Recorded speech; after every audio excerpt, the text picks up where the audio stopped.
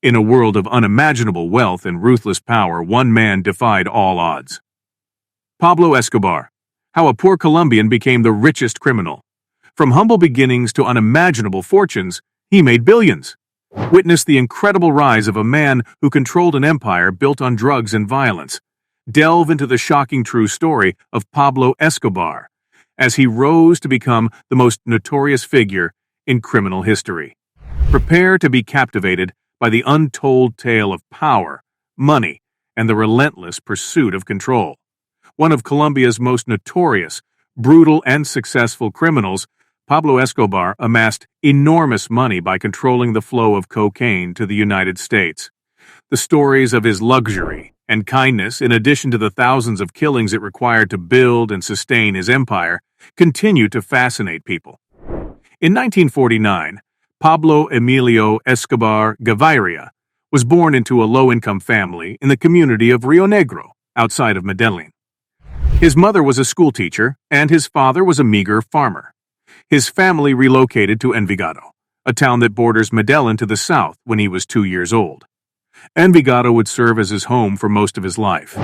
After having to drop out of school due to financial constraints, his criminal career is claimed to have officially started. Early crimes included car theft, street con games, and the theft of gravestones to sell. He was a small-time marijuana dealer and an armed drug trafficker by the 1960s. Escobar, though, had ambition and wasn't willing to play by the rules. He made his first significant sum of money not through drugs, but by kidnapping a successful businessman. With $100,000 in ransom money in his pocket, he moved on to more profitable work in the early 1970s drug trafficking industry. His timing was impeccable, since the demand for cocaine in the U.S. was set to soar. Before 1975, when a significant Medellin cocaine trafficker named Fabio Restrepo was killed, Escobar reportedly gave the order. Escobar worked for other drug traffickers. They were all informed that they now worked for Pablo Escobar by Restrepo. From here, Escobar established the Medellin cartel and seized control of the entire drug trade in Medellin. He eventually gained control of over 80% of the drug trade to the U.S., solidifying his violent reputation in the process. He was notorious for personally beheading disobedient subordinates, in addition to murdering rivals, opponents, and even their families. Escobar married Maria Victoria Henao, who was 15 years old at the time, in 1976. The couple went on to have 2 children. Escobar and a few of his guys were detained in May of that year while they were returning from Ecuador, with a consignment of cocaine paste. After trying in vain to buy off the judges, he was successful in buying off the arresting officers, and the matter was dismissed. It would be 15 years before he was detained once more. Escobar's main line of work was acquiring cocaine paste from Bolivia and Peru, refining it in Colombia, and then transporting it by plane to the United States. For a large portion of its history, the Medellin cartel and the rival Cali cartel fought each other for control of the trade, but until his final days, there was no question as to who was in charge. At his peak, Escobar reportedly earned $30 billion a year, ranking 7th on Forbes magazine's list of the world's richest people. He possessed a large estate, a fleet of vehicles and aircraft, and what amounted to a private army. In his autobiography, The Accountant's Story, Roberto Escobar, the brother of Pablo Escobar, said that the cartel operated 2 submarines for the transportation of cocaine and spent $2,500 per month simply on rubber bands.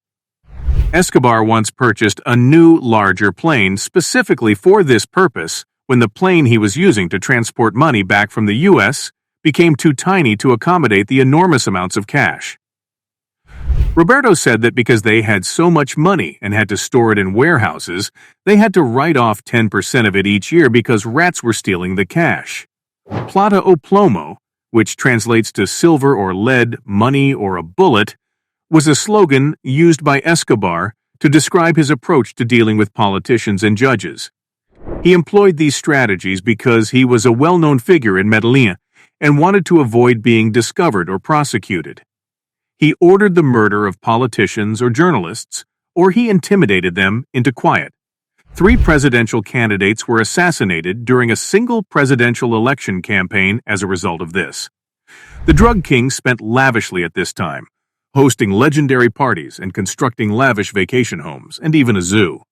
By constructing sports facilities, healthcare facilities, and even a whole community for the underprivileged, the still existing barrio Pablo Escobar, he bought favor. Every time a new shipment of cocaine made it to the United States, Medellin erupted in pyrotechnics, and Escobar was referred to as Don Pablo in the city's streets.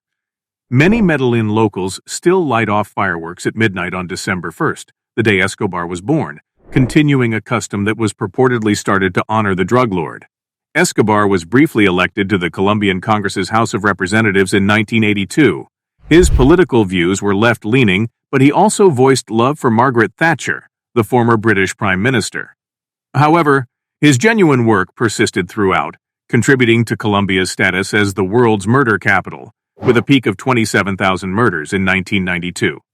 He carried out both mass killings and terrorist bombs in his quest for power, the worst of which was the bombing of an airplane carrying a presidential contender that resulted in the deaths of 110 people. Escobar was ultimately too famous and successful.